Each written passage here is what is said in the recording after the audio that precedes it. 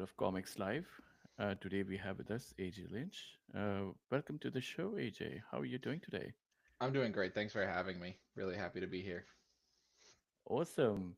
Um, in your own words, AJ, can you give a introduction about yourself, and can you uh, give a history of how you got into comics in the first place, kind of like your origin story into comics? Sure. I mean, I have been uh, interested in comics and comics related media for like the majority of my life. I grew up like with the Tobey Maguire Spider-Man movies, the Teen Titans '03 cartoon that everybody loves. That was the stuff I grew up on. So even though I didn't actually pick up reading comics until I was basically already an adult, I was still surrounded by like the stuff they created, right? All the Justice League Hmm. animated shows, the Ninja Turtles movies, and that animated series, the Turtles '03. Man, comic book shows were Yeah. cooking in 2003. We had Titans and Turtles that year. Um, Hmm. but yeah, I mean, I had some comics when I was a kid too. Specifically like Joe Kelly's Spider-Man run was awesome. I believe that Yeah. was the Amazing Spider-Man. I think he did. Yes. Um, so like I was surrounded by comics my whole life, but it wasn't until adulthood where I started really getting into like keeping up with stuff that's coming out, paying attention to who's writing things and who's drawing them and like where these stories are coming from. And it wasn't until I met some friends that were like currently into comics that I met through Hmm. TikTok, actually doing gaming content. I met these guys and they were already into comics, so I caught like conversations with them talking about things, and that got me interested. And then they kind of showed me the ropes of like getting into comics and how publications work and how to keep up with Wow. stuff monthly and all of that stuff, and like who the writers to look out for were. um, and that only happened in like the past couple of years or so. And I'm just the type of person that if I catch on to something that I think is really cool, I am going to want to make it, you know? That's fantastic. Yeah, yeah, So like I started making music because I knew people that like played drums and stuff, right? So and I yeah. see something cool and I'm like, I want to do that. So a couple years ago, I got into comics and I was like, I want to do that. And so I did, Nice. I just started writing. Um, Gunsmoke Icarus is my first published comic project, the first one that's seen the light of day, and I'm looking forward to doing a lot more in the space. Amazing. Amazing. Yeah, I absolutely love your drive actually. I wish I had the same kind of drive. It's fantastic to know that you're able to learn and do things that quickly because Gunsmoke Icarus is fantastic, by the way. I it's appreciate it's it. a it's very well written. It's beautifully drawn. It's a really good comic book. Like I don't know. I don't have enough words of praise for it. It's really good. Yeah. I appreciate that so much. I mean, Dante, the artist on the book, Dante Cutler, did such a fantastic job, taking my writing and putting it onto pages. I had known Dante for a couple of years prior to starting the book. He was introduced to me through one of my friends who had gotten me into comics. Shout outs to Bros if you know who you are. Um, who had known Dante beforehand, and they were actually working on comic projects together. Um, Yeah. and then, I started hanging out with Dante. I mean, online, of course. We haven't met in person yet, such as the way of the internet these days. Yeah. But I started like spending time in Dante's streams and hanging out with him and talking with him. And then me and Dan, who's the co-creator of the story of Gunsmoke Icarus, who I actually am friends with in real life, offline. Um, Me and Dan, like some things fell into place, and we landed on the resources we needed to start the project. So we just hit up Dante and was like, "Hey, do you want to do a book?" And the Yeah. rest is Yeah. Yeah. history. That's fantastic. That's fantastic. I must tell you that though you've grown up on like early 2000s cartoons, this is very much rooted in 90s cyberpunk anime. Oh yeah, that was the goal. Especially that was a goal. Okay, gives me Ghost in the Shell vibes. So, uh, I'm really happy to hear you say that because Ghost in the Shell is one of the more prominent inspirations for the world of that Gunsmoke Icarus takes place in. Um, it's a lot of, I mean, if I can name my inspirations here, it's oh, of a course, go yeah. for it. um, Gunsmoke Icarus is a direct result of me watching Black Lagoon and Cyberpunk Edge Runners back to back. So I experienced these two fantastic stories about crime and underworld life and like cyberpunk dystopia. I mean, Black Lagoon is less cyberpunk, but you get the picture. Um, Yeah. and I really felt like I had a lot to contribute to like those particular spaces, like that type of story. Um, and I mean, you can really see the Black Lagoon inspiration in Shion's character design, I think. And that was like really important to me. Like when we were designing this character, I told Dante, I was like, I want people to look at Shion and know immediately that I'm a Black Lagoon fan. You know? um, and I have had that happen. That has been a success. You know, Yeah. I've had Yeah. people that look at her for the first time and be like, "Oh, she gives me Revy vibes," and I'm like, "That's exactly what I'm going for."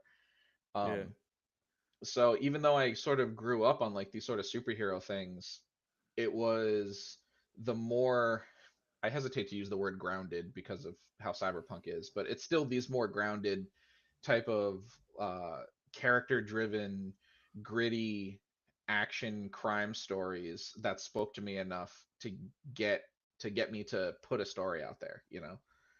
Yeah. And I think a lot of that influence really shines through in the product that we created here. Oh, absolutely. Absolutely. I love the detailing the world and like also how lived in it looks like. It's not like, like the world of Akira and all these like larger than life kind of the story is small and self-contained, but the world Hmm. itself is pretty expansive and lived in, Oh, so absolutely. The story is such a small part of the world that Dan and I built, you know. We had so much planned to take place in the world of Gaia, and like we still do. And for those who don't know, who haven't read Gunsmoke yet, it doesn't take place on Earth. It is yep, a far future uh, sci-fi um, sci-fi worlds that exists centuries, millennia after humanity has abandoned Earth. And so the city of Icarus is built in the crash landed hull of the colony ship that brought humans to the planet Gaia. got it. And so the city that they're in is built out of the wreckage of this massive generation ship that was supposed to carry humanity across the stars to a new civilization, you know. And that's where you kind of get like that really like lived in used, everything's like still futuristic, but it's kind of like patchworked together, and it's not like super sleek like something like Night City would be, but it's very much built out of like what we had, you know. But Yeah. we had originally planned a much larger story that takes place in this world, and you know, we still do. Don't get me wrong, we Mm, still have huge plans for this world going forward. But the story of Gunsmoke Icarus was supposed to be this smaller, more personal story, um, basically for me to start. You know, being a writer and learning how to make a comic. Um, it's something I had never done before, and so I wanted to sort of focus in on a very small part of the world and write this story that like I sort of feel comfortable writing, um, just to introduce people to the world and to some of the characters and really get my feet wet, like in the indie comics space and in the industry. Um, Yeah. and I think we're doing a good job of that for sure. Oh, absolutely. Absolutely. No, you're doing a great job at that. Yeah, that kind of like brings me to the question that how, like, since you said this is like a small part of like a big story that you already planned, how far along have you planned? How many issues do you reckon like you're going to do in the first story arc? So Gunsmoke Icarus is it's been difficult for me to sort of quantify how long this particular story is going to be, but I think I nailed it down. Um, I think that the story as it stands right now can I can wrap up what I have in this current arc in 4 issues. Yeah. And so that's what I'm aiming for. I want to get 4 issues of Gunsmoke done, and then maybe do some other stuff with it. Maybe put a trade together. That would be kind of cool to do a trade paperback that collects all four. Um, and then see where we go from there. Like, are people going to want more Shion and Leon? Are people going to want to see something else from me? Hmm. Because we Yeah. have a lot more, that is, we have a lot more ideas that can be made into something. When I when me and Dan sat down and we kind of did like a very, very rough outline of the Hmm. entire narrative that we had planned, it's looking like I think we have 6 novels worth of story. Wow, that's fantastic. How much of Yeah. it we use? I mean, obviously, as a creator, you want to see all of your ideas come to life, Yeah. but Yeah. also it's not something that I necessarily expect. I Yeah. want to make as much of it as I can. I want people to enjoy as much of the world as I can bring to them. And so that's why we're starting small. Yeah. Get these 4 issues done, build up the fan base, get the word out to people, have people interested in these characters in this world, and then keep going. And then my entire philosophy is just kind of keep going, right? Because That's the fantastic. the Yeah. story only ends when I stop writing it. That is Um, true. That is true. 100%. Yeah. and so as But as much of it as I can make, that's how much I want to. But for the story of about Shion Juarez and Leon Estevez, I can say this arc 4 issues. awesome. That's a great answer, by the way. Like, and I think that's great because you know when you did that initial work, you kind of know that you're building a world that has more stories than just this one, and I think that's quite important because especially for people who are like, and especially for indie creators, because when people and fans, they start buying into your world, they want to they want to hear more diverse stories. They want to hear like stories of like the expanded universe, side characters, side quests. Oh yeah, Like I kind of call it like the Star Wars problem.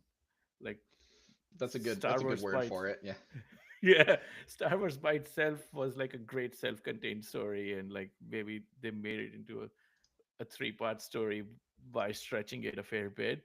But then, like, as soon as they started expanding the world, it's all started cracking a little bit. yeah, and Um, I want to avoid that, because Star Wars is a really huge part of my life, and like I appreciate a lot of what Star Wars has done, especially in the older movies up through like the Clone Wars animated series. A lot of like the expanded universe stuff, a lot of like the video games, the novels, the comics, all of that stuff has become like really important to me. And it's reached a point now where like with the Disney stuff, it's starting to feel like it's too big for itself, yeah, and yeah, there's too much stuff that's like conflicting, and people want to see this and people want to see that, and you can't.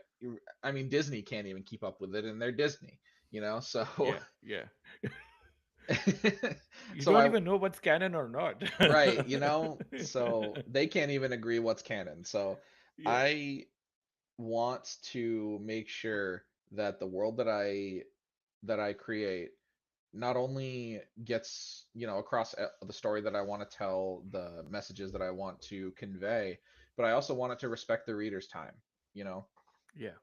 I don't want Yeah. to, get somebody invested in one narrative to completely abandon it and move on to something else that they might not like as much. So I want to make sure that like the people who read Gunsmoke and who enjoy it get a conclusion to the story that they want, or not that they want. That's a dangerous thing to say, because I'm writing the story how I want it to be, and it's up to them whether or not they want to enjoy it. Um, Yeah. and if they do, I appreciate it. But what I should say is I want them to have a satisfying conclusion to the story so that they don't Mm. feel like, the creators just gave up on these characters and this story that they're invested in. Yeah. Yeah. Makes sense. Makes sense. Kind of like Lost. Yeah. Or Game of Thrones. Or Game of Thrones. Yeah, Game of Thrones is a great example. Everyone gave up on Game of Thrones. The showrunners, the George R. R. Martin, To the everybody. fans, everyone. Yeah.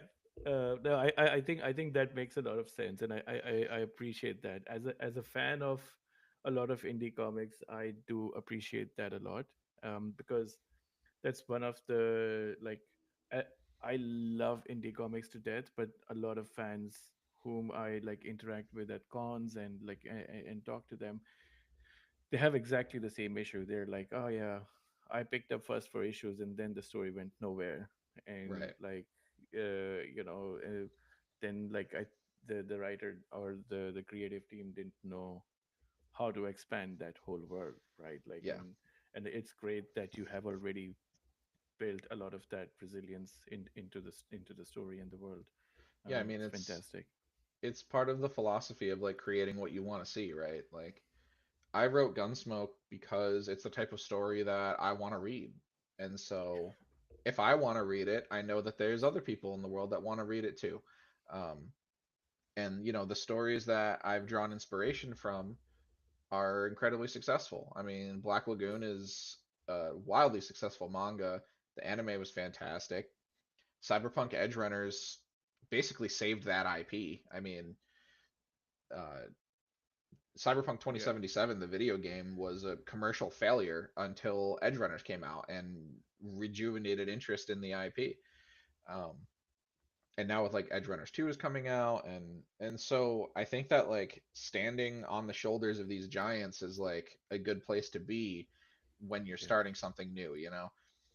Um, and so I never want to present my work as like um a different version of. Like I never want to present like, oh, Gunsmoke is an alternative to the cyberpunk that you like. It's more like if you like cyberpunk edge runners, I think you'll find something to enjoy in my story. yeah. And that's the way that I approach it because I like cyberpunk edge runners, and so I put the things that I liked about it into my story. Um, Yep, yep.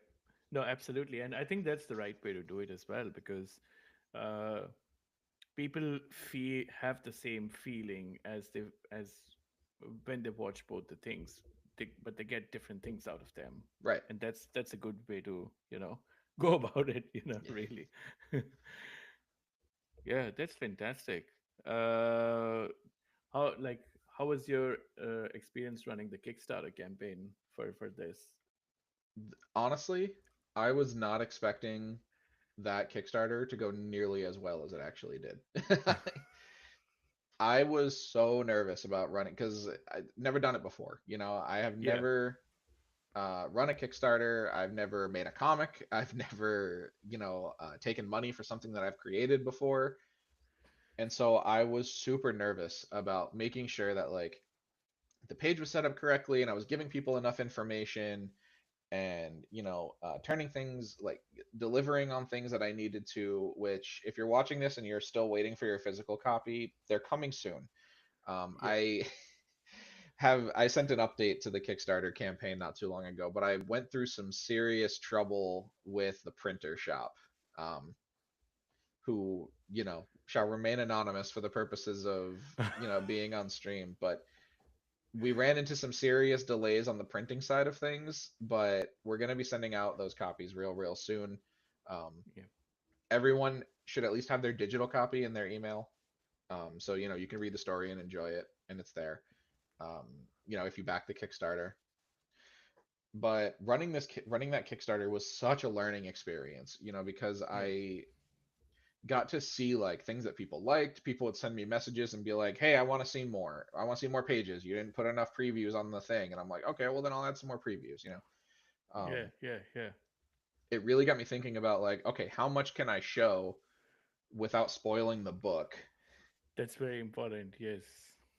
Because I really got the feeling that like people want me to just post the whole comic in the Kickstarter thing. It's like because I would add like 2 or 3 more pages, and people were like, "I want to see more pages," and it's like, oh, okay, buy the book Uh, then. I don't know. yeah, yeah, exactly. Like how much can I give you before I'm just posting the comic for free, Yeah, yeah, yeah, but there was a lot of learning experiences around like talking to people and like seeing what people liked about the campaign, getting some criticisms from some backers or from some potential backers that like I mean, I had some people reach out to me and be like, "Hey, here's why I didn't back your book." And Wow, that's fantastic. I mean, didn't ask, but useful information anyway, you know. Um, but I will always sort of at least look at that type of feedback and consider it. I might not Yeah, always move in that direction, but I think everybody's voice is worth hearing, especially when you're asking for their money, right?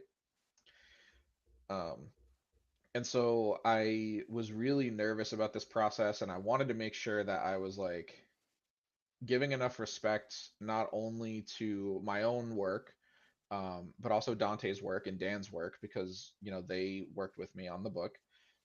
But I also wanted to respect the fact that I was asking people for money, and I wanted to respect the fact that nobody knows who I am. This is my first, this is my debut comic. It's not like I have people that are fans of me from other stuff that I've done that know what to expect from my writing. I had to sell myself as a brand new writer. Um, and also, I wanted to respect the other Kickstarters around me because I didn't want what I didn't want was for somebody to find my Kickstarter first yeah. and something about it not sit well with them, right? I didn't Hmm. want somebody to have a negative experience with my Kickstarter and then have Hmm. that set the tone for how they feel about Kickstarted comics. Yeah, Does yeah. that did I say that in a way that makes sense? It I does. It does. No, I didn't want I to think give in a people, sense yeah. that. Oh, sorry, you were saying. I was just saying I didn't want to give people a bad impression about Kickstarter comics, because in doing this process I've met so many great comics creators. I mean, yourself included, Sean Sunday, people like Byron and the Comic Book Yeti guys, all fantastic people that have been a huge help to me getting my first book off the ground. And the last thing I wanted to do was to give people a bad impression of them because I didn't do something correctly. You know.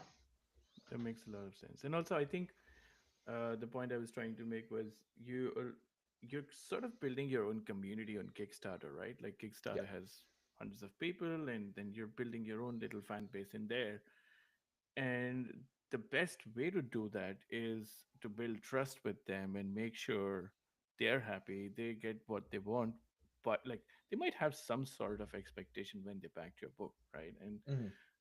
And if they get what they hoped for, like timely delivery and all like transparency around the project, all the updates and things like that, that's fantastic. Like they will come back for your next campaign and so on and so forth. Like Yeah, and they that's will what I they want. will become your fans. Yeah. I want people to know that I want to give them, what they asked for, right? I want it to feel like it's worth supporting me, so that way people will come back. I Absolutely. I don't just want people to give me their money and leave. I want people to hang out. More than anything, I want people to enjoy my art, right? And so the more people that pay attention to it, the more people that like the way that I write and also the way that I handle the business side of things, I know that those people are going to be around and they're going to keep enjoying what I have to offer and they're going to tell their friends about it. And that's kind of how I want to go about presenting myself in the indie comic space. That's the right way to do it. You're doing it. You're absolutely nailing it. Right now. So I kudos to appreciate you. that. Yeah. No, and also like the fact that you've already thought so much about it. Like even we've seen time and again that even veteran creators and like people who have done this for so many years have either like really messed up at their like even at their level, right? Like yeah, it's always good to err on the side of caution, yourself. So yeah. Yeah, it's super important to like, and like I said, I had never done anything before. I had never done anything like this before, so I didn't know like what was a misstep, what was considered the right thing to do, the wrong thing to do. So it took a lot of like reading other people's campaign pages, going about um, talking to other creators and seeing what they're doing and sort of what they can offer, getting ideas from them, getting criticisms from them on how they handled like the business aspect of it, Yeah, getting some yeah, ideas about like what people expect, etc. yeah. Absolutely, absolutely. No, that's fantastic. That's fantastic. I have one I of my and friends saying that the volume might be a little bit low. oh, Sorry, I just wanted yeah. to No, make sure people I'll probably, can hear us. yeah, I'll adjust the volume on my mic. Let me do that. Okay, that's great. I love that. Again, feedback, listening to the users, people who are listening, right? Right. Um, awesome. Yeah.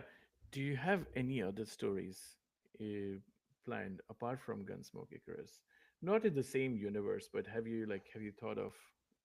Obviously, you might have other ideas as well, but like anything that's fleshed into a proper story I have a outside few this? things. I mean, I've been working on getting into some anthologies, and I'm currently working on a story for the Mad Cave Talent Search, which I think the Ah, deadline is coming up on. I should probably wrap that up, but um, yeah, but I do have some ideas. I have some stuff that isn't connected to the Gunsmoke universe. I have some stuff that like might be a little bit connected, but not quite. I have some stuff that's just completely separate from Gunsmoke. Um, I have some superhero ideas that I really want to get off the ground. Um, Actually, the first comic that I wrote, uh, it was never it was never drawn, so it didn't make it off the ground yet. Was a superhero comic. right. And so I have some ideas like for some superheroes and some stories that I want to approach like in that more traditional cape genre of stuff, but I was hesitant to start there as a creator. I mean, all intents and purposes, the reason Gunsmoke was my first comic is because that's the one that had the resources sort of fall into place first, right? So Yeah, yeah, this was the one that I had the opportunity to make, and it is my favorite story. So I'm glad that this is the one that managed to get off the ground. But I have a bunch of superhero stuff that I'd love to start with, that I'd love to get off the ground at some point. If I have to be honest, though, I am a little bit. The word intimidated is stronger than how I actually feel, um, but I'm a little apprehensive of writing indie superhero comics, yeah. and I feel like, and somebody can correct me if I'm wrong, but I feel like indie superhero comics get criticized so much harder than like non superhero stories. And it's just based on stuff that I've seen, right? Like I Yeah. see some of like the creators on TikTok promoting their comics and selling copies on the TikTok shop and all that stuff. I mean, there's like the Astounding All Star, there's the Ace Blade comics, um, there's the guy that does Impound. That's the other one. That's the other big one that's on TikTok. Um, Impound Comics. All those guys are doing like superhero or superhero adjacent stuff, and they're doing a Yeah. good job. But like some of the stuff that I see like criticizing them, it's like I don't know why people are comparing you to Marvel and DC because obviously you're not that. But I think it's difficult for people to separate indie from not, Mainstream. Yeah. Yeah. from mainstream. So I think that people see a character like the Astounding All Star who, is very much a superhero type, a Superman type hero, and they're immediately just gonna go, oh, that's a Superman ripoff. So I'm just, Yeah. Yeah. Yeah. why should I care, And they don't think at all about like what that creator might have to say with a character that's similar to Superman. Yeah. And um, I feel like I wanted to be not only a better writer, but also somebody that's a little bit more established in the indie sphere Yeah. before I put a superhero out there, Makes before I sense. like Makes sense. give people a reason to want to see what I have to say with a cape character. Yeah, that's also. I personally feel like there's a slightly different and adjacent market for like indie superheroes. So the what I've seen, like this is my personal struggle with like every con, especially if you go to like a collector con or something like that, right? Like people come up to me and say like I had like really heated discussion with a few fans where like they were like, why should I get an indie superhero? I have no knowledge of them prior to this, or like I have no idea who the character is, all of that stuff. And then I'm say I'm a big fan of Dan Slott and Mark Wade and Jim Lee and Chris Claremont.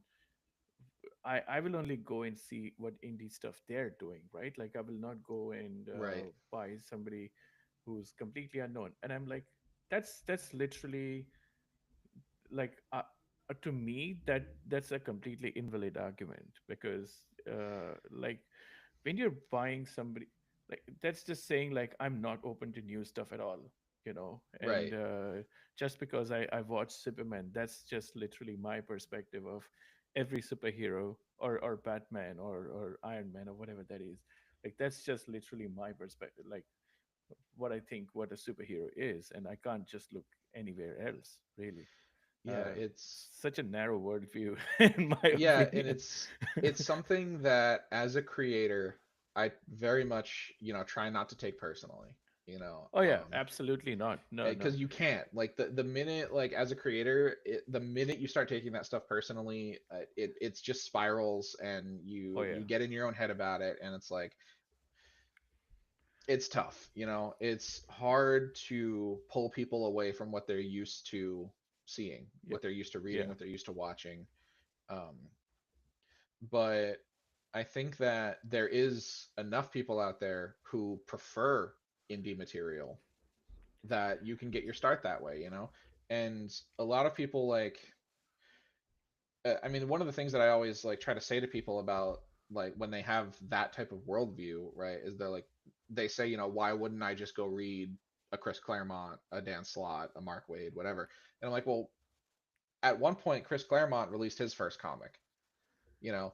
exactly, exactly, they, everybody had to exactly. have a first time. And Yeah, I feel like every creator in any artistic field goes through that breakout phase at some point, right? Where everybody who becomes one of the greats, who becomes mainstream, who becomes well known, started not that way. They started yeah, where I'm at, releasing their first yeah, book, trying to get people to read it, talking to people, doing podcasts like this, posting on social media. I mean, some of the greats we have today were probably predate social media, but you know what I mean. yeah, yeah, Um, yeah. which don't even get me Enough. started on how you get recognized pre pre social media. I don't even know. I wasn't around back then. Um, Gas stations. gas I stations, you know. yeah. I know. I remember reading about Ninja Turtles and how they got started. Like they were just friends, like writing and drawing in their basement, and they were just Yeah, great like story. yeah, handing it out at gas stations, their comics and stuff, and like it just grew into a big franchise. And so my argument to these people really is like in today's world, indie creators are slightly like approaching the material in a different way, which I really appreciate and love. If even if they're building a superhero story, right? It's really a genre story Hmm. wrapped in as a superhero story. Superhero is just a character in that genre. Could be like a horror or like a comedy or like Charlie McKelvey. I don't know if you read follow Charlie McKelvey on social media. His Spider Squirrel series is either like full on comedy. Spider Hmm. Squirrel is like out and out, like it's hilarious. It's funny. It's full of action. So it's like a buddy cop action comedy kind of thing. um, and like it has a superhero character at its center, and it has like a superhero team with an expanded universe and everything. But it's really like every book is like a different genre, and it's like like it's just wrapped in a superhero you know Yeah, theme. I Kind that's of. like I've always said, like, between my friends and I that like spend a lot of time reading comics, right? The the powers that a superhero has very little to do with the actual character, you know?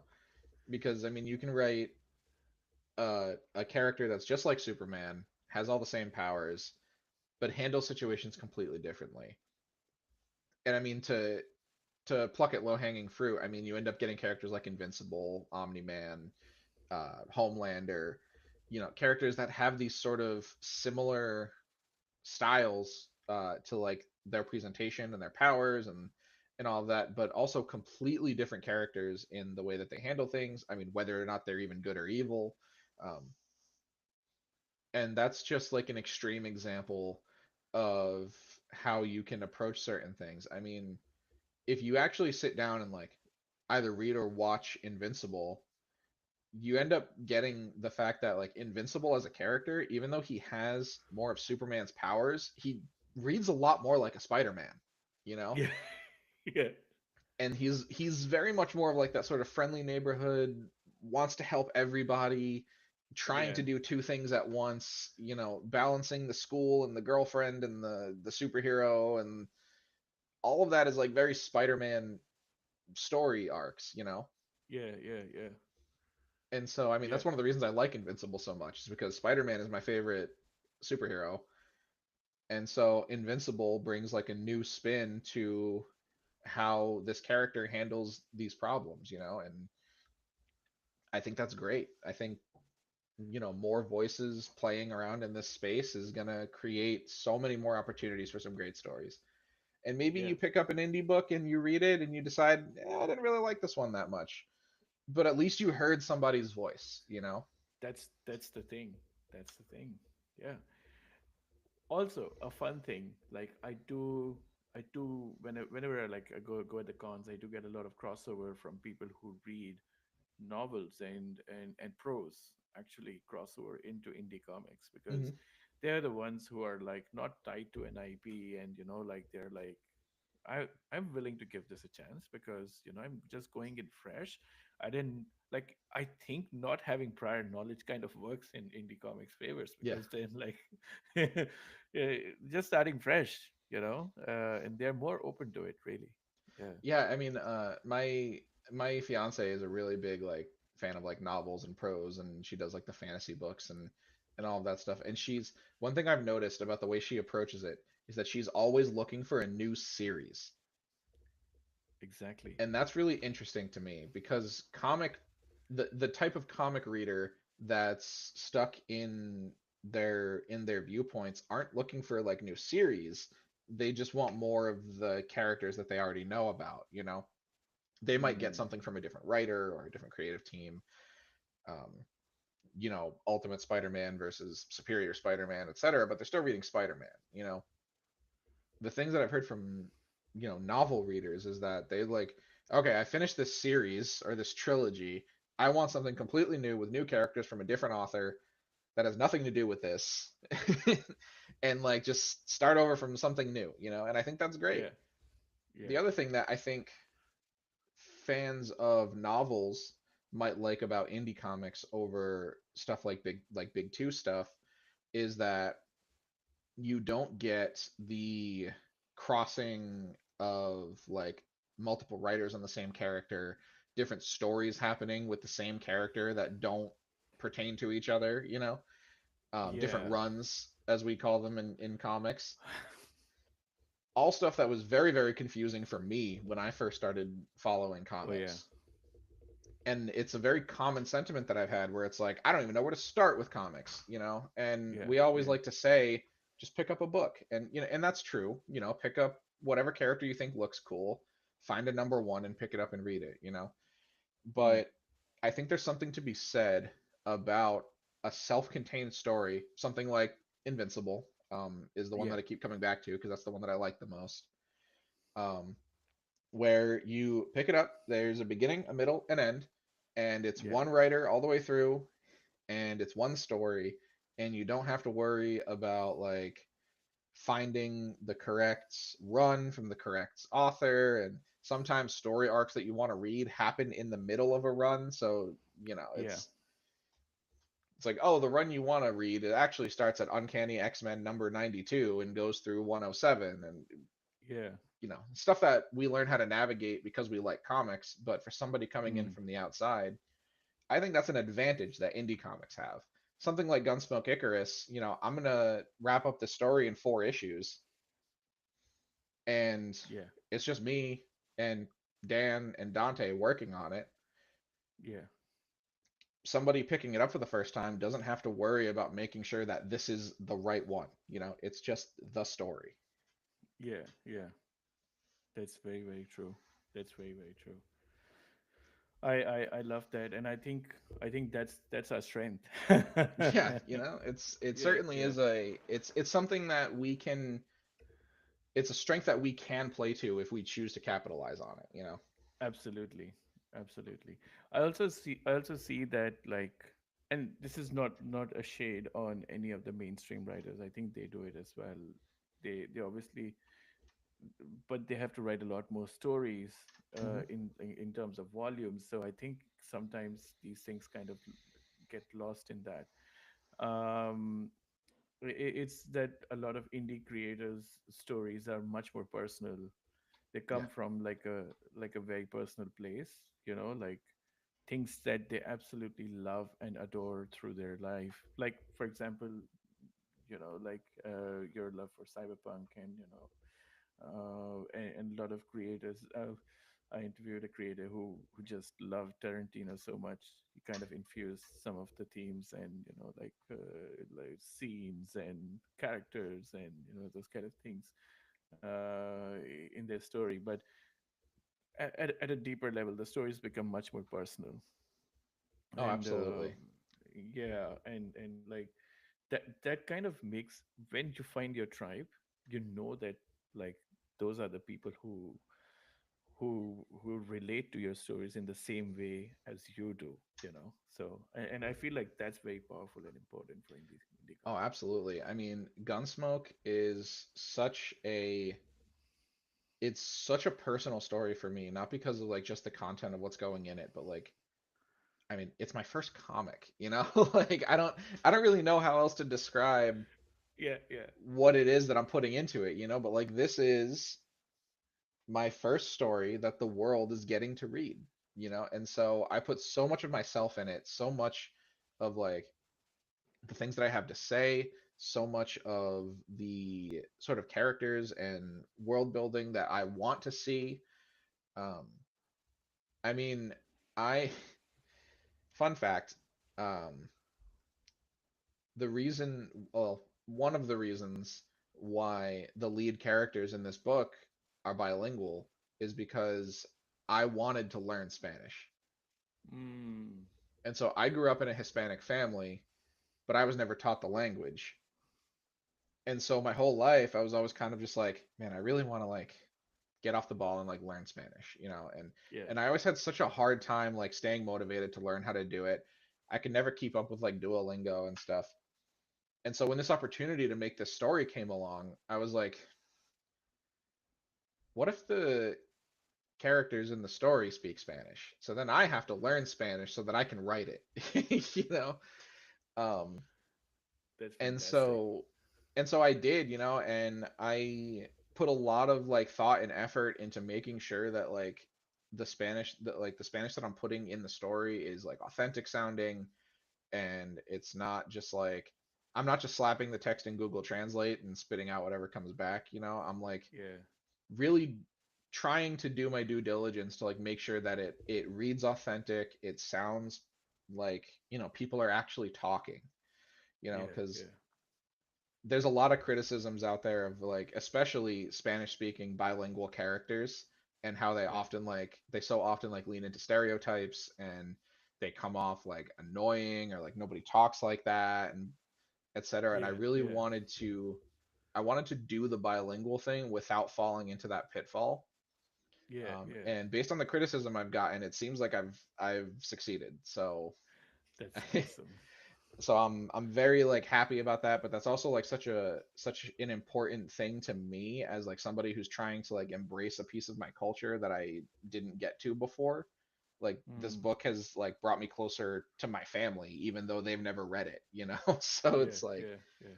when you Well, they say will that know. like indie comics are more personal, it that's the level that we're talking about here, you know? Absolutely, absolutely. No, I love that, and I think it kind of like when people will read, they will it shows, and they will know uh, where it's coming from. So I think that's great. Awesome. Um, I love to put people on the spot, and this is one of my favorite segments. It's what are the top five pop culture things you like? Yeah, it could be like a movie or a game or a TV show or a comic book. Yeesh, pop Anything goes, culture really. things. Music as well, you know. Music as well. Okay. All right. Well, we can get the obvious things out of the way first. Cyberpunk, the IP, Yeah, you know, yeah. 2077, Edge Runners. I did a little bit of the tabletop game. I haven't actually gotten to like play a full campaign of it yet, but that is what it is. I love the world that Cyberpunk is set in. I love like the things it says about society with like the hyper capitalism and all of, like the way that like the aggressive advertising like attacks you on the street and how there's like no holds barred in terms of like censorship and all of that sort of like post late stage capitalistic dystopia stuff. I love all of that about cyberpunk. I mean the genre too, but it's the the cyberpunk IP specifically is Mm, really like where I get a lot of that from. yeah. Um, the next thing that pops into my head, Dark Souls 1 specifically. Mm, Dark Souls is such a. I'm going to sound like a bit of a hipster, but I think that Dark Souls, especially the first game, is such a misunderstood piece of art. Um, that like people get caught up in like how difficult the game is and it should have an easy mode, it shouldn't have an easy mode, pause mm, menus, yada yada. And regardless on what your stance on that is, it's such like a profound metaphor for like mental health and like the way that you approach the world around you and the way that like perseverance is a word that comes to mind. mm, um all of that tied into like that really dark fantasy, uh swords and armor and you know low magic kind of. I guess low magic isn't completely accurate, but it's kind of is. The environmental storytelling, you know, you don't get all of the pieces to the story just from playing. You have to actually pay attention to the world and like discern things that may or may not be actually true and form theories. And communicate with other players, other people who have experienced the same thing as you. There's like the shared experience Mm, aspect to it. mm, Dark Souls 1 is such a beautiful piece of art. And mm, it's affected me in so many ways. And I would love, love, love to write a dark fantasy comic or story someday. I don't currently have one in the works, but it's something that I want to put together in the future. mm. Okay, so that's two. Number three is getting harder as I go down the list. Hold on, let me scroll through my Steam library. Yeah, yeah. um, oh, you know what? Tekken, the Mm, video game franchise, like just Tekken in general as a franchise. I could say fighting games as a whole because they're kind of where I am, but like Tekken and probably I guess I could give some credit to Street Fighter. Um, Dan says hard game too hard. hard game too hard. That is so Dan. This is Dan, by the way, from the cover of the book. It's the co-creator of Gunsmoke Icarus. Um, he is not as big of a fan as hard games as I am, but I digress.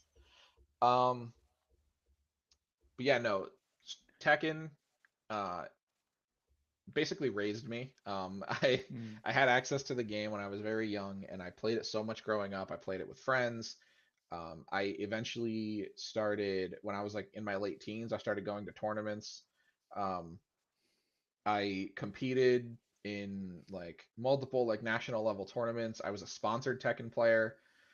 Um, so much wow. of like who I am as a person comes from the experiences I had like getting good at Tekken and Mm, playing against people and just like the relationships you form when you're like doing something competitive around other people. You know, it's mm, such a unique dynamic when you meet somebody in the in the heart of competition and then like you become their yeah, friend, you know. yeah, Um so much of like I started streaming to play Tekken, so like becoming a content creator, I owe to that game. yeah. So, you know, very, very, very important um, to me as a person. Mm, mm. That's three. You're doing That's really well. three. I'm getting there. Um, let's see what else we got on here. I think that I feel like taking Star Wars as a cop out because I don't really I don't really engage with Star Wars as much as I used to. Yeah, but like if you love it, it really counts. You know, if you love it and you feel like, even if it's, for me, there are like things that are distant memory now, but like growing up, they were so ingrained, and like I was just into them so much. Uh, it kind of becomes part of you. So yeah. Yeah, Star Wars was very much like that for me. I mean, some of the first like novels I ever read for my own enjoyment were Star Wars books, you know. Yeah. So Star Wars was like such a huge part about my childhood. I mean, my dad had the original trilogy box set on VHS, you know, the one that had like the Darth Vader on it and stuff, and it was, you know, every weekend we would just like put in one of the three Star Wars movies. And so yeah, I guess I could give it to Star Wars just for being like such a formative piece of culture. Um, Yeah. But you said something different. You said Star Wars novels. They are like so underrated and very different from the they movies. really Like, are. yeah, Um, I specifically really love the Republic Commando novels. yeah, Um, I really they basically and to this one's gonna be my number five, so I'm gonna compare the two and kind of cheat a little bit. But they really almost feel like Halo books, mm, you know, in the way that they're like military sci-fi and like they really focus in on like the life of a soldier and the sort of you get like the nitty gritty on like the equipment that they're using and all of that stuff and like that's the I really like that stuff, you know. yeah, I really nerded out about like the the type of blaster that clone commandos carry into combat and like and all that sort of stuff, you know. Um, and so Dan says Final Fantasy X. Final Fantasy X comes really really close. I'm actually currently in the Yeah, middle of a Final Fantasy X playthrough, but Final Fantasy X is really really it's up there. Um, but yeah, the Clone Commando books were written like so well, and they have such a different tone from like what the movies take, right? The movies are like very fantastical, and they're all about like the Force and the Jedi, and you yeah, know overcoming the self and all that stuff. So and all of that is great and fantastic. But the Clone Commando books were the first time that I really felt like there were more than one story that can happen inside Star Wars. yeah, yeah. And then you know the Star Wars the Clone Wars cartoon came out, and I loved that for Oh, a I really love long those. time. And Yeah. but yeah, so definitely Star Wars. That's was that three or four? No, you did five. You said Halo Oh books yeah, and and Halo. Star Wars. Yeah, Halo. yeah. I mean, Halo is like a very similar vein to Tekken for me, where a lot of like my early like preteen into early teenager relationships were built around playing Halo. The novels are better than the games, according to Dan. I that's yeah, the Halo novels are really really good. Yeah. But Halo Reach in particular, like changed the way I view stories. You know, like Mm, mm, mm. it was one of my first like everyone dies at the end stories. I mean, not to I sorry, I guess I spoiled Halo Reach, but it's you know it came out in 2010 2011, so you had some Yeah, time. yeah, uh, yeah. um but Halo Reach was such an important piece of media for me. It's actually where I got my start in esports. So where I started doing competitions and tournaments and learning how to like get better at video games and stuff started with Halo Reach. Before I got into fighting games. Yep, yep. But and again, it was like forming relationships with people, this like shared experience of like being on a team with someone and like playing in leagues together and doing all of that really shaped like how I view getting good at something. And I carry a lot of the Yep, philosophies I learned from esports into writing, right? yep. And it's a lot of like the progress only stops when you give up. The you know, don't take failure personally. Um, very few people get it right the first time. You know, all of that stuff kind Mm, of got hammered into me when I was like trying to get good in competition. And so I think a yeah, lot of those experiences are really important for me and like the way that I approach writing. Um, yeah. and also narratively, Halo Reach was so like first of all, it's a prequel, right? So it sets up everything that had happened in the previous trilogy. All of this like legendary stuff that Master Chief was doing was kickstarted by what happened in Halo Reach.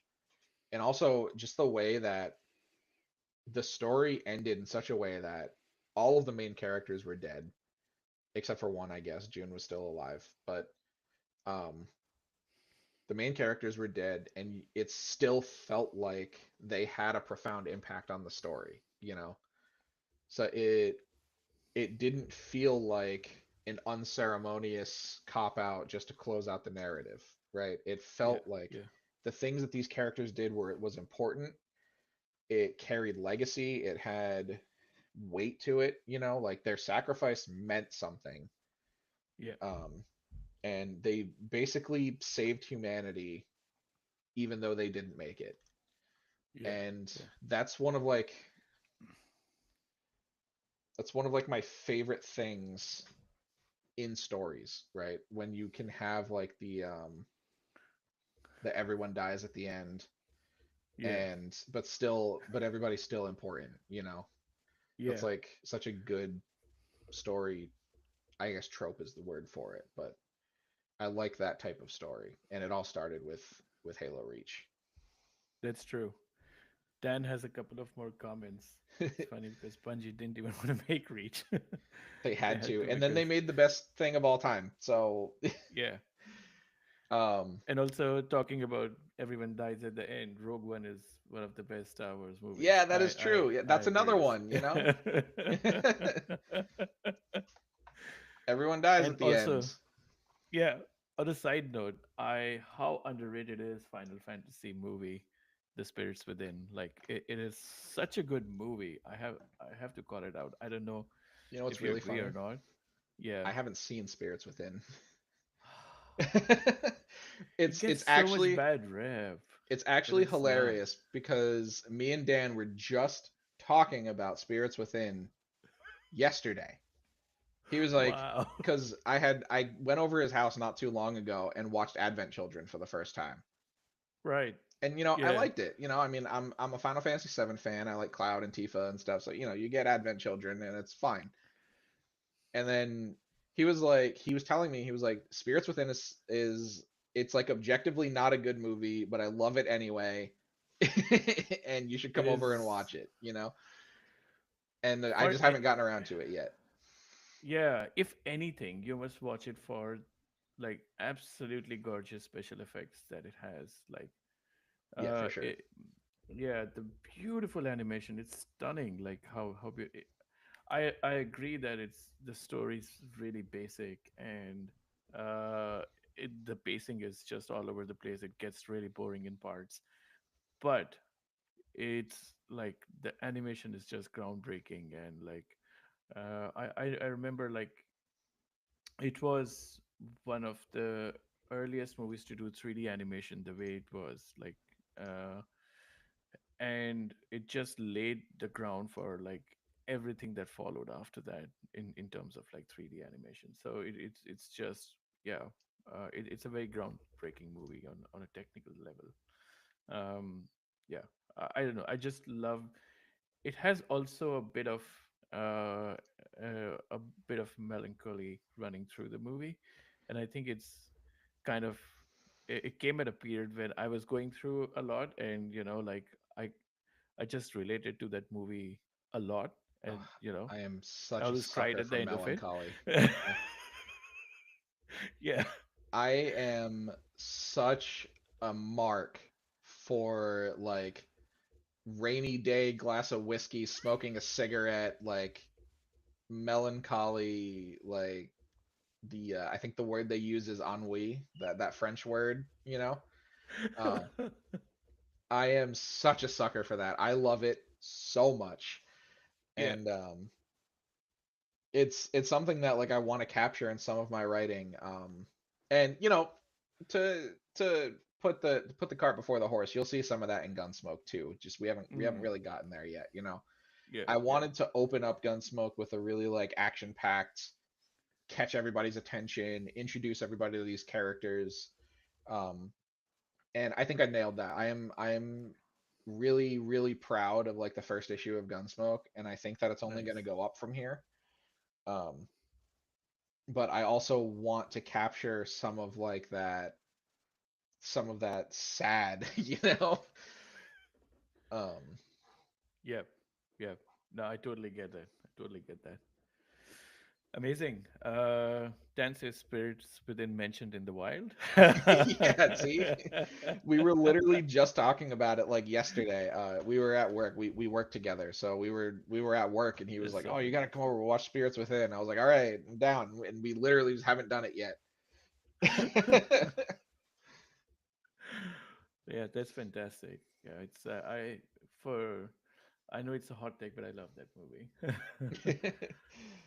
I'm um, okay with something that's like objectively subpar, as long as it has an aesthetic I can latch onto. Like yeah, I'm such a sucker for aesthetic. Like if you can make something have aura and cool vibes, I'll probably forgive pretty much any other problem with it. that's true.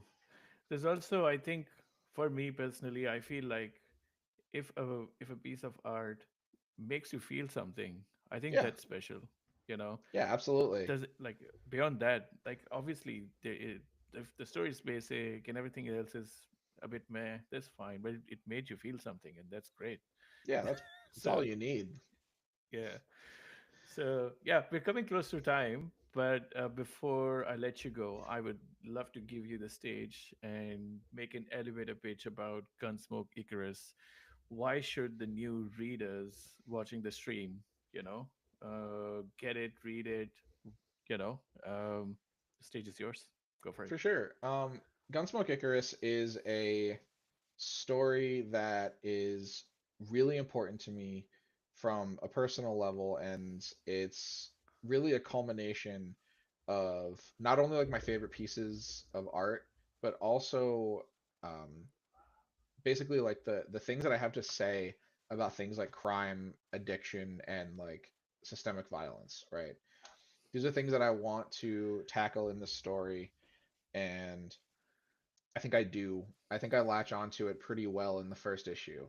Um, you should pick up Gunsmoke Icarus if you're a fan of fast-paced action stories that are a little bit more on the grounded side, which still has that hint of sci-fi, cyberpunk to it. Um, if you like relatable characters and with an interesting like interpersonal dynamic, I think that the relationship partnership between Leon and Shion is like a really big selling point of the book. You know, the way they interact with each other, the way they care about each other, the unique ways that they take care of each other. It's it's there. I mean, it's I don't want to call it like a romance because I don't think it reads like a traditional romance, right? But there's definitely something there for the people that want that.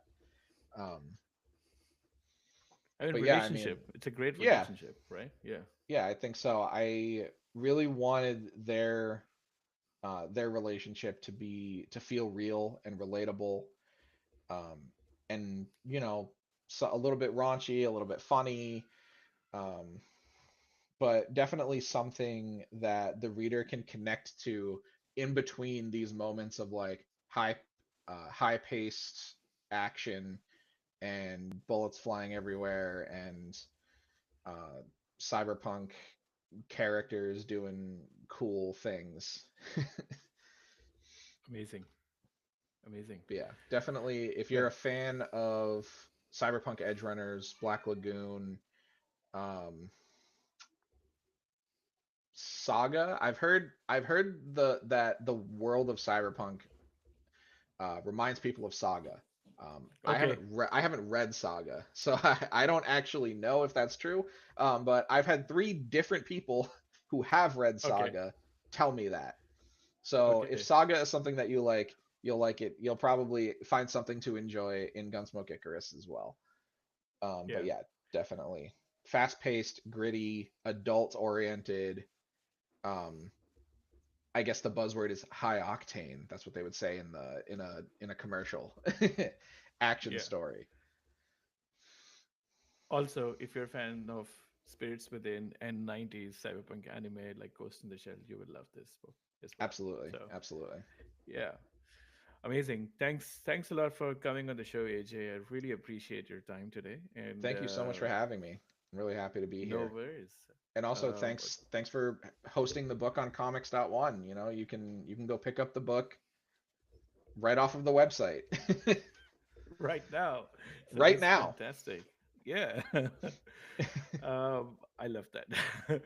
But we're incredibly proud to have you as a creator because the whole point of us doing this is uh, getting as many unique voices as possible and unique, diverse voices, getting them more readership and exposing them to as many new audiences as possible.